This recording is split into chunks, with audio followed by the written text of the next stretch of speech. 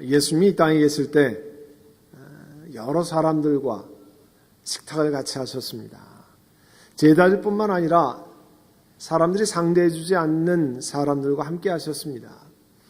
그래서 누가복음의 말씀에 보면 인자는 와서 먹기도 하고 마시기도 하니 너희가 말하기를 보아라, 저 사람은 마구 먹어대는 자요 포도주를 마시는 자요 세리와 죄인의 친구다 하니까 예수님 먹기를 탐하는 사람이라 얘기하고요, 또 동네 사람들이 전혀 만나기를 원치 않는 세리와 죄인의 친구라 그렇게 이야기를 한다고 예수님이 전했어요. 그렇지만 물론 예수님의 목적이, 식탁을 같이 하는 목적이 밥 자체를 드시는 것은 아니었을 겁니다. 식탁을 함께함으로 이 세상 사람들이 생명의 근원 되시는 예수님을 직접적으로 만나는 그런 계기, 컨택 포인트를 만들어 주기 위한 거죠. 여러분이 구역 예배로 모인다든지 선교회로 모인다든지 그렇게 하면 이런 소리를 많이 합니다. 우리 성경 공부는 빨리 끝내고 빨리 친교합시다. 무슨 얘기예요? 빨리 식사, 빨리 밥 먹자 하는 거죠. 친교하기 위해서 우리가 구역 예배하는 것인데, 우리가 그래도 일주일에 한 번씩 돌아가는 잘 지냈는지 세상 얘기도 하고 어떻게 지냈는지 얘기하긴 하는데 왜 빨리 성경 공부하자고 하라고 하냐고 이렇게 얘기할 때가 있습니다. 여러분, 재미있게 밥 맛있게 먹는 것이 우리가 말하는, 교회에서 말하는 친교의 본질입니까? 물론 함께 맛있게 식사를 하면 사람들과 사귀는 데 도움이 됩니다. 그건 맞는 얘기예요. 그러나 밥을 잘 먹는 것이 성경에서 말하는 친교의 핵심은 아닙니다. 여러 가지 형편으로 구역 예배를 위해서 한 가정에서 식사 준비하는 게 사실 부담으로 다가올 때가 참 많이 있습니다. 그래서 구역 예배 드리기가 어려울 때가 있어요. 또 한쪽 집에서 잘 차리면 다음 집에서 너무 비교돼가지고 마음이 부담이 돼서 나는 더 이상 구역 예배 안 가서 안 먹고 말을래.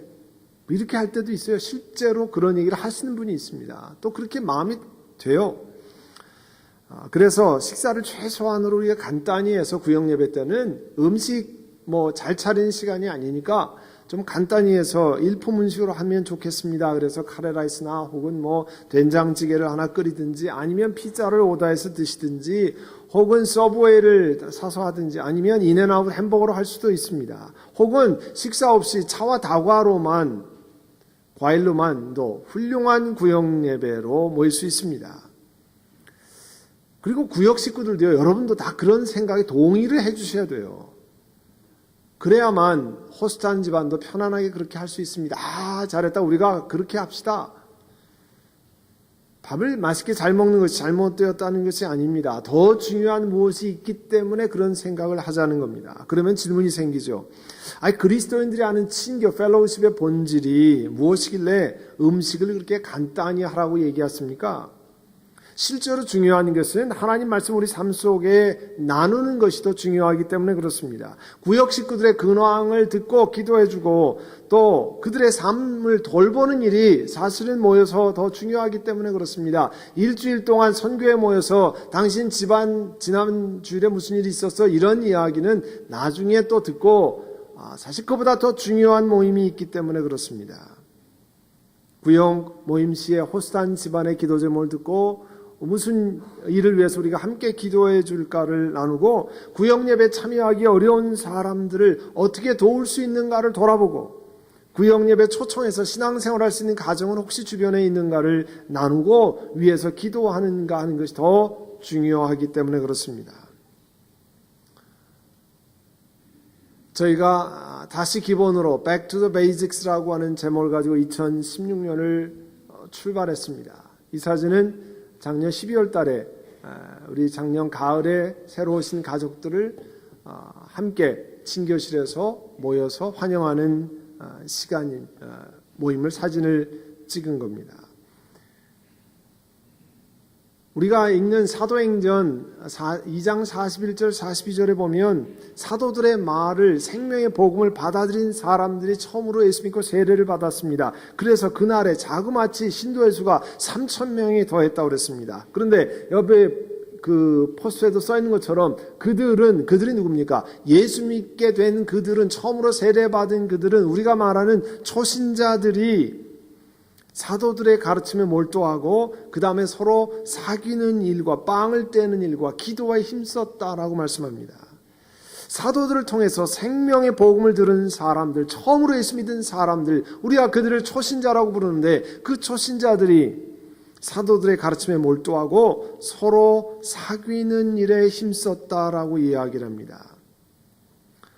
이 구절에 이 원래 원어에는요 코이노니아라고 하는 단어를 썼습니다.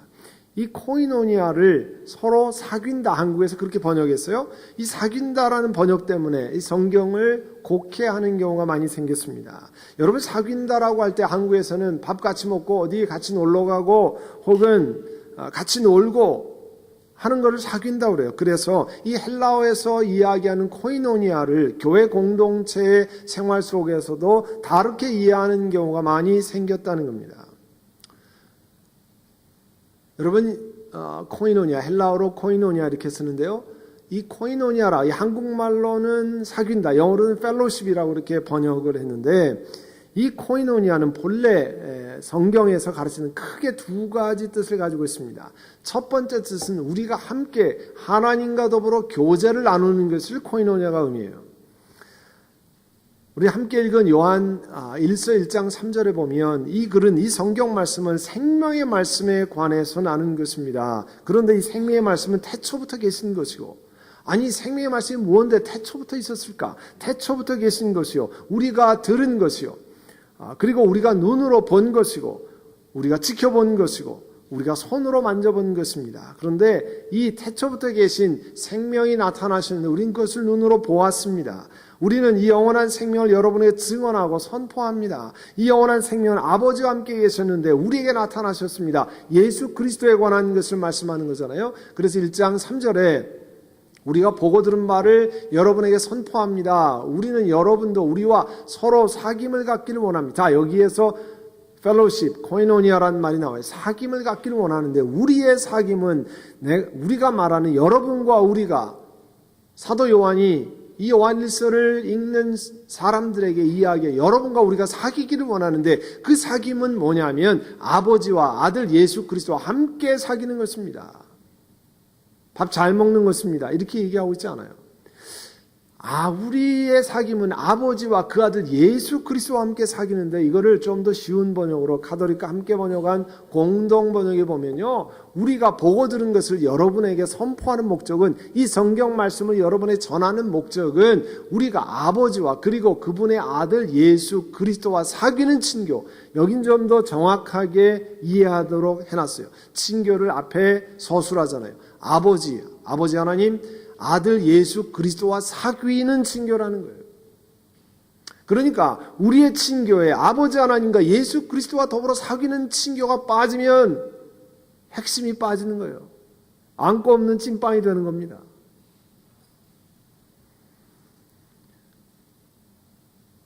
그래서 우리 그리스도인의 사귐의 뿌리라고 하는 것은 아버지 하나님과 예수 그리스도와 교제하지 않는다고 하면 실컷 밥을 잘 먹고 차를 마시고 여행을 같이 가도 정말 진정한 사귐은, 진정한 코이노니아는 일어나지 않은 거라는 거예요. 성경이 가르치는 사귐이 무엇인가를 우리가 기억해야 합니다. 그렇기 때문에 실제로 그러면 소그룹에 모여서, 선교에서 모여서 혹은 구역에서 모여서 어떠한 사귐이 일어나야 되느냐, 그것을 갈라디아서 6장을 통해서 좀 살펴보려고 합니다. 갈라디아 교회를 향해서 사도 바울께서 이렇게 말씀했습니다. 여러분은 은혜의 복음으로 건진받은 사람이에요. 은혜의 복음이라는 건 뭐예요? 원래 대가 없이 하나도 구원받지 못할 사람이 아무런 일을 한 적도 없는데 하나님께서 불쌍히 여겨서 건져내셨다는 거 아니에요? 그네로 구원받은 사람이기 때문에 여러분은 다른 사람을 도울 수 있는 프리덤, 자유를 받게 됐습니다. 그런 얘기를 하는 거예요. 그래서 갈라디아서 특별히 6장 1절에서 5절을 쭉 읽어보시면 여러분들이 다른 사람들이, 그리스도인들이 갖는 짐, 그리스도인들이 갖는 버든을 도울 수 있도록 하나님이 하셨다는 거예요. 그래서 하나님 주신 그 은혜로 말미암아 우리가 다른 사람을 도울 수 있다는 것을 말씀하고 있습니다. 6장 1절에 보시면 형제자매 여러분, 어떤 사람이 어떤 죄에 빠진 일이 드러나면 성령의 인도하심을 따라 사는 사람인 여러분은 온유한 마음으로 그런 사람을 바로 잡아주고 자기 스스로를 살펴서 유혹에 빠지지 않도록 조심하십시오. 자, 우리가 신앙생활하다 보면요, 잘 몰라서 혹은 연약해서 시험에 들고 죄에 빠지는 경우가 있습니다. 그러면 다른 사람이 그걸 보고 알았다 그러면 어떻게 해야 되느냐? 그게 이제 그리스도 안에서 사귐이라는 거예요. 온유한 마음으로 그런 사람을 바로 잡아주고 그랬어요. 온유한 마음으로 바로 잡아주고. 그런데 이 바로 잡아주고의 원래 헬라어 뜻은 뭐냐면 부러진 뼈를 회복시킬 수 있도록 그렇게 부드럽게 잡아주고 그런 뜻이에요. 여러분, 다리뼈나 이렇게 그런 뼈를 부러진 사람을 이렇게 도와보신 적 있어요? 우리가 잘 모르면 뼈가 부러지면 안 보이잖아요, 겉으로. 그러니까 막 이렇게 만져요. 그런데 여러분 911이 와서 패러메딕이 오면 절대 못하게 하는 게 있어요. 여러분 못 만지게 합니다. 딱 이 주변에 오지 못하게 해요. 식구라도 오지 못하게 멀찌감치 서서 얘기합니다. 그리고 그 사람을 만지지 못하게 해요. 부러지는 경우에 실제로 막 거기서 든다고 만지면 그 부러진 뼈가 잘못하면 날카로운 부분이 혈관을 끊기도 하고 신경을 다치게 하기도 하고 근육을 찢기도 하고 그러거든요. 그렇기 때문에 만지지 못하게 해요. 그런데 그렇게 세심하게 온유한 마음으로 그런 사람을 잡아주고 옆에 주위에 힘들고 어려운 사람이 있으면 그런 온유한 마음, 뼈를 부러진 사람을 잘 다루는 것 같이 그렇게 세심하게 다루어 주는 것이 그리스도인들이 다른 사람을 섬기는 방법이라는 거예요. 이게 대단히 중요한 이야기입니다. 왜냐하면 어려움을 당하고 또 잘못해서 힘든 일에 빠지고 그러면 우리가 사실은 잘 기도하고 그분들을 잘 세울 수 있도록 그렇게 해야 됩니다. 2절에 보면 여러분은 서로 남의 짐을 져주십시오. 내 이웃을 내 몸같이 사랑하사 하신 그 말씀을 실천하는데 동료 그리스도인들이 유혹에 넘어져서 죄를 범한 것을 알면 우리가 할 일은 판단할 게 아닙니다. 죄를 정죄할 일이 아닙니다. 우리가 그를 사랑하고 당신의 약점을 잘 극복하고 일어설 수 있도록 우리가 기도하고 잘 돕기를 원합니다 하는 것을 사랑으로 알려줘야 됩니다. 어떤 경우에는요, 말하지 않고 뒤에서 조용히 기도해주고 격려해주고 함께 있어주는 것, 그런 것이 훨씬 더 중요하게 돕는 경우가 많습니다. 왜냐하면 상황을 잘 모르기 때문에 그래요. 다른 사람이 처한 상황과 아픔을 잘 모르기 때문에 잘못 말하거나 잘못하면 돕는 게 아니라 덧나게 하는 경우도 많거든요. 또 3절에 보시면 어떤 사람이 아무것도 아니면서 무엇이 된 것처럼 생각하면 그는 자기를 속이는 것입니다. 자기를 속이는 것입니다. 늘 다른 사람이 범죄한 것을 볼 때 빠지기 쉬운 함정은 뭐냐면 다른 사람과 비교해서 내가 그들보다 적어도 낫습니다. 나는 저런 죄에 빠지지 않았기 때문에 나는 괜찮습니다. 그렇게 자만하는 거예요. 근데 하나님 뭐라고 말씀하십니까? 잠언서 16장 18절에 교만은 패망의 선봉이요 거만한 마음은 넘어짐의 앞잡이라고 그랬어요.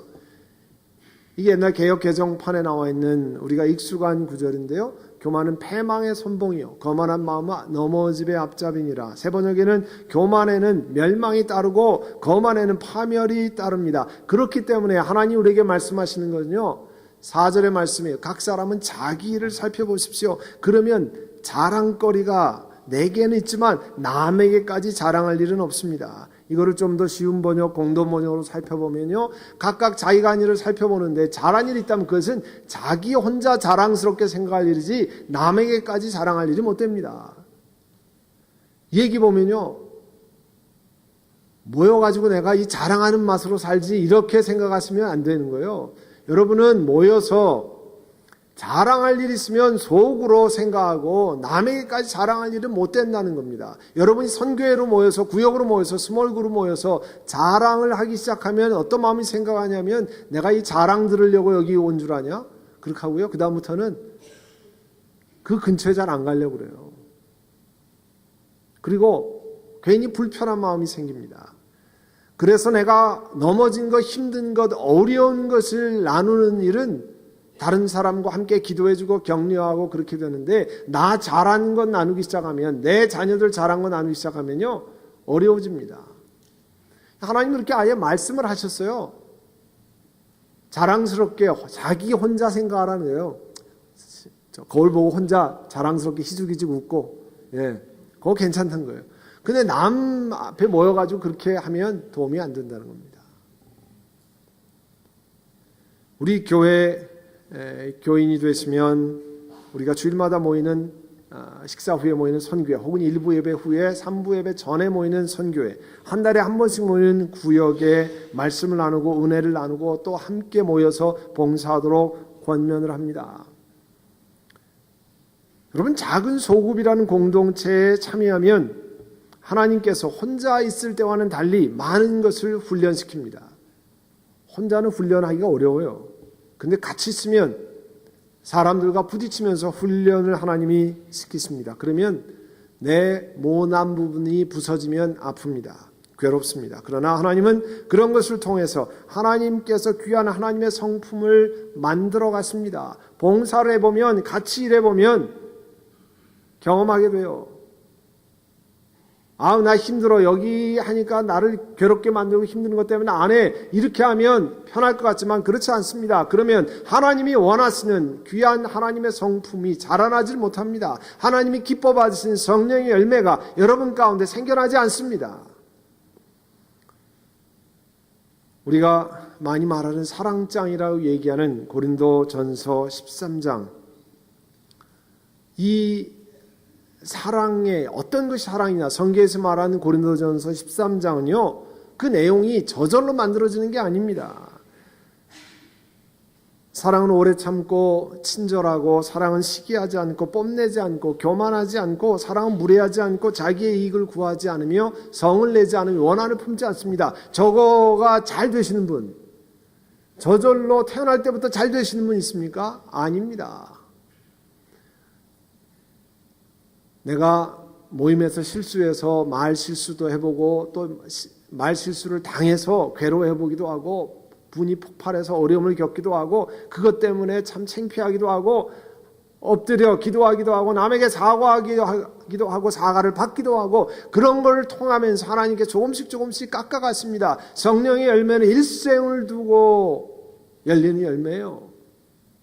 나무의 열매가 그냥 맺히지 않는 것처럼 오랜 시간이 걸리는 것처럼 똑같이 그렇게 됩니다.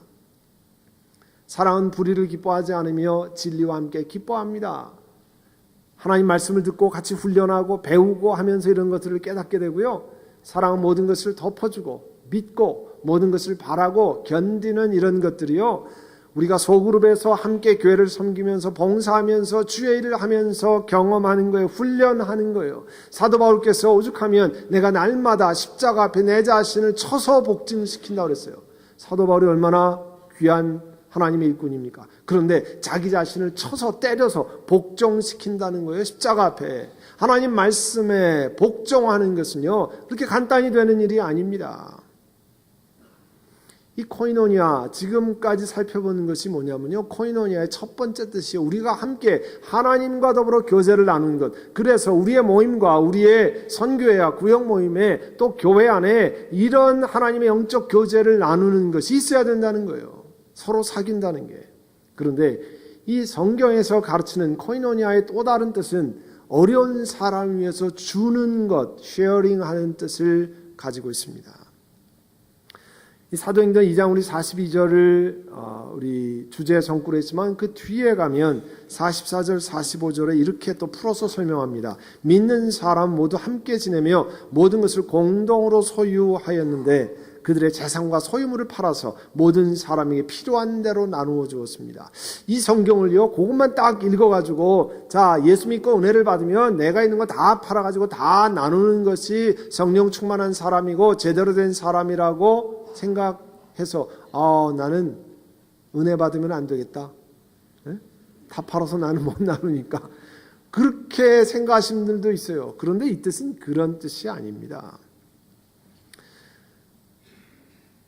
그리스도를 따르는 제자들 가운데 자발적으로 하나님이 그런 감동을 주셔서 전적인 가난을 선택하는 그런 부르심을 따라 그 재산을 나누는 사람을 세우고 어려운 사람을 돕고 하는 일을 위해 사는 사람이 있습니다. 그건 하나님이 그에게 주시는 부르심이에요. 그렇지만 성경에 예수님께서 예수님 따르는 사람들은 개인 재산, 사유 재산을 갖지 말아야 된다고 가르치신 적이 없습니다. 예루살렘에 있는 초대교인들 가운데서도 재산을 소유한 사람들이 많이 있었어요.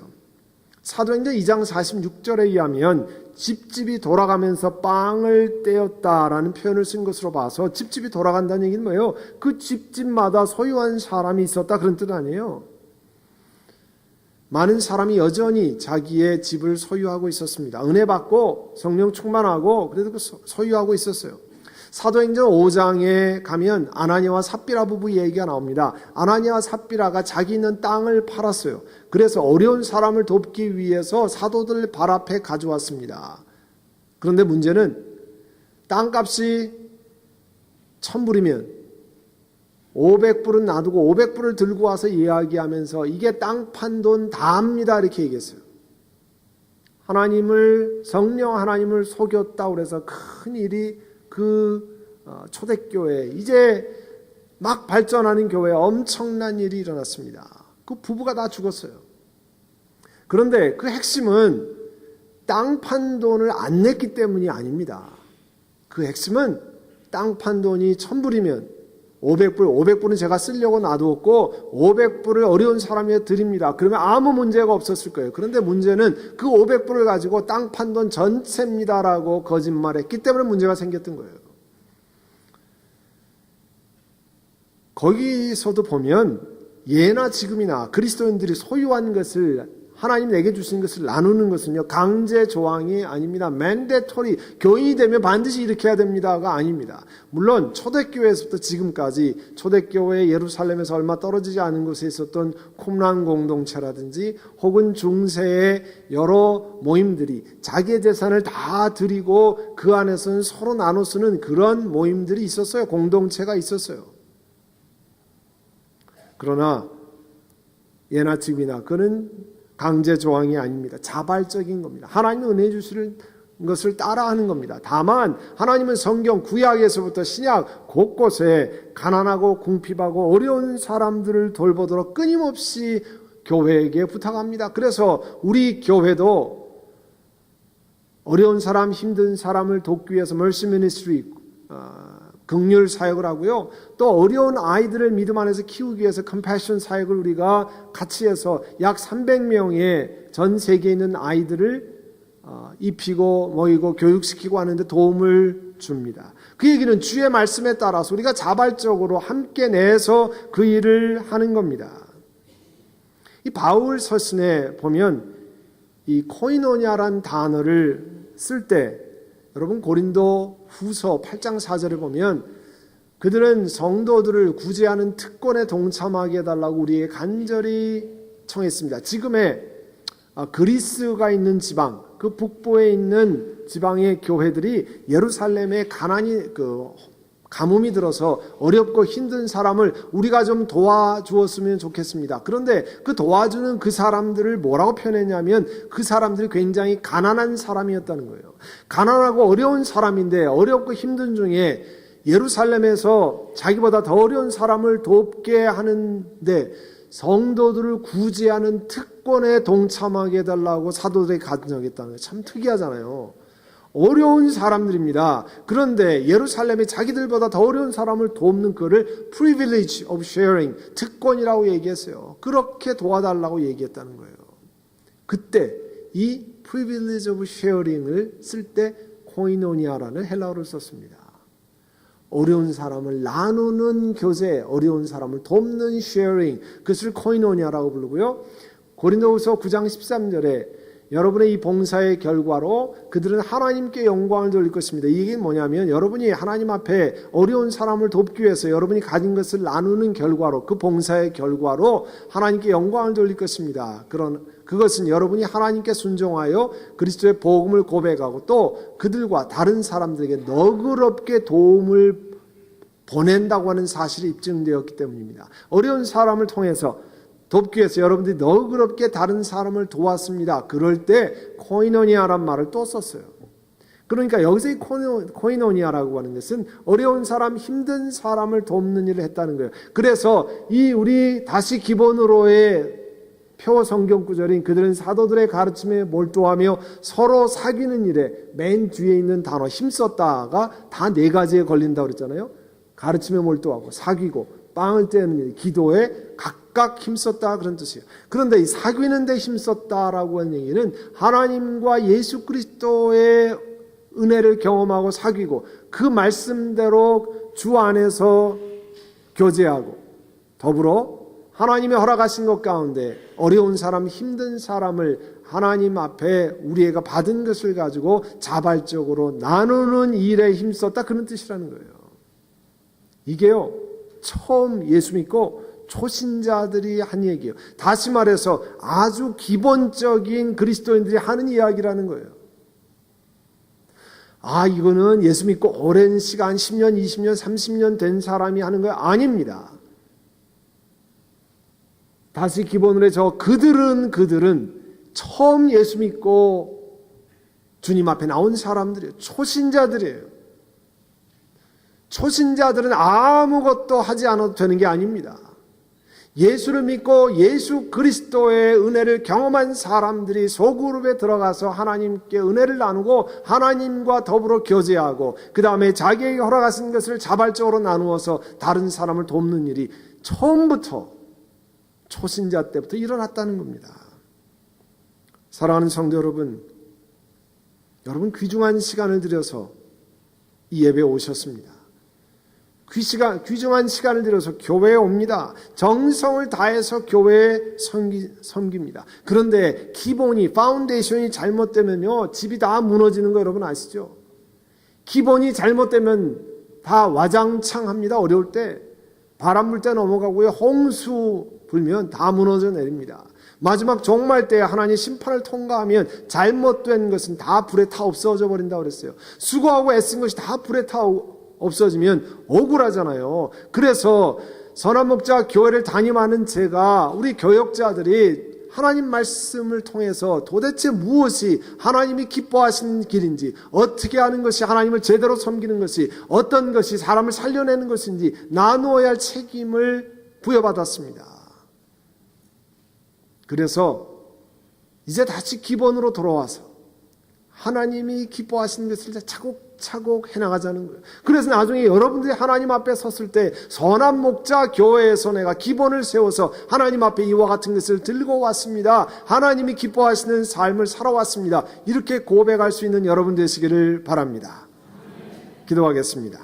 이 시간에는요, 우리 오늘 묵상으로 한번 기도하겠습니다. 우리 반주에 맞춰서 하나님, 제가 오늘 들은 말씀처럼 그리스도께서 기뻐하시는 코이노니아, 기뻐하시는 사귐, 그런 펠로십에 동참하고 하나님이 허락하신 것을 그렇게 해서 나눌 수 있기를 원합니다. 하나님 그런 은혜를 허락해 주시옵소서. 성령 하나님 그런 은혜를 우리에게 베풀어 주시기를 원합니다. 우리 묵상으로 기도하겠습니다. 사랑하는 주님, 저희들이 신앙생활하는 것이, 교회에 온 것이 헛된 것이 되지 않기를 원합니다. 참으로 주님이 가르치시는 바른 말씀으로 우리의 신앙이 세워지고 바로 세워져서 우리가 선교회로 모이는 것, 구역예배로 모이는 것, 함께 섬기는 것이 정말 주님 앞에 의미 있는 것이 되게 하시고 바른 것이 되게 하시도록 우리 하나님 함께하여 주시옵소서. 사랑하는 주님, 우리 한 분 한 분마다 이제 선한 목자 교회에서 함께 신앙생활하면서 하나님 앞에 갈 때 바른 믿음으로 세워지고 주 앞에 성령의 열매를 들고 하나님께 칭찬받는 하나님의 사람들 되게 하여 주옵소서. 또 이 말씀을 가지고 일주일 다 묵상하고 주님 앞에 나아가는 저희를 되기를 간절히 소원하옵고 예수님의 이름으로 기도하옵나이다. 아멘.